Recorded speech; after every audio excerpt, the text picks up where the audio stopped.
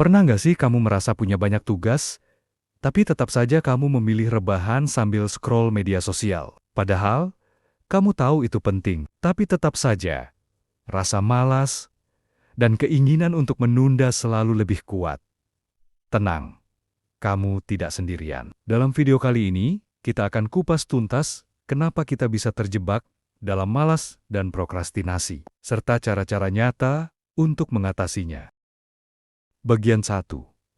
Memahami apa itu rasa malas dan prokrastinasi. Sebelum kita bisa mengatasi sesuatu, kita harus memahami dulu apa itu sebenarnya. Rasa malas bukan berarti kamu orang yang bodoh, lemah, atau tidak punya masa depan. Malas adalah respons alami otak terhadap beban atau stres yang dirasa terlalu besar. Otak memilih yang mudah, ia ingin kamu hemat energi. Sedangkan prokrastinasi adalah tindakan menunda sesuatu yang sebenarnya penting atau prioritas. Tapi anehnya, kamu justru memilih aktivitas lain yang kurang penting, tapi memberi kenyamanan instan, seperti main game scrolling TikTok, nonton YouTube, dan sebagainya. Intinya, otak kita lebih suka kenyamanan jangka pendek daripada usaha yang memberi hasil jangka panjang. Ini adalah bias alami dalam psikologi manusia yang disebut temporal discounting. Kita menyepelekan hasil di masa depan demi kesenangan sekarang. Bagian 2. Mengapa kita malas dan menunda? Ada banyak alasan kenapa kita malas atau menunda. Pertama, tugas terasa terlalu besar. Otak kita takut pada tugas yang terasa berat, rumit, atau membosankan. Jadi lebih baik tidak memulainya sama sekali. Kedua, perfeksionisme. Kita takut tidak bisa mengerjakan dengan sempurna, jadi lebih baik menunda daripada gagal. Ketiga, kurang motivasi. Kita tidak melihat hubungan antara tugas itu dan tujuan hidup kita. Akhirnya, tidak ada dorongan emosional untuk bertindak. Keempat, kebiasaan buruk. Kita terlalu terbiasa dengan pola instan, seperti membuka HP setiap kali bosan. Kelima, lingkungan yang mendukung penundaan. Tidak ada batasan waktu, tidak ada pengawasan, dan tidak ada sistem pendukung. Bagian 3. Dampak buruk dari malas dan prokrastinasi. Malas dan prokrastinasi tidak hanya membuat tugas menumpuk. Dampaknya jauh lebih besar dari itu. Stres meningkat. Semakin banyak yang ditunda, semakin besar tekanan yang dirasakan. Rasa bersalah dan rendah diri. Kita jadi merasa tidak mampu, tidak produktif, bahkan merasa gagal, kehilangan peluang. Banyak kesempatan terlewat hanya karena kita menunda dan tidak siap. Kesehatan menurun, kurang tidur, stres, dan kecemasan yang bisa merusak kesehatan fisik dan mental. Bagian 4.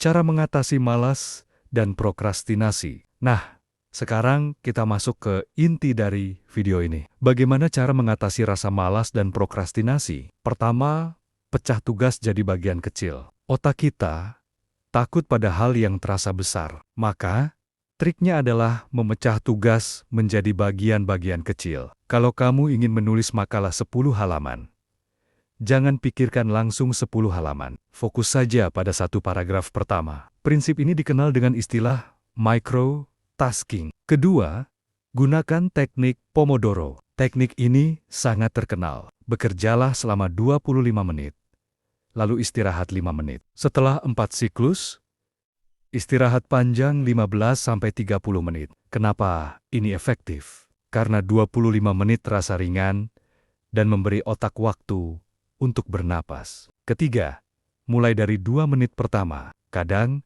kita hanya perlu memulai. Trik ini disebut di 2-minute rule.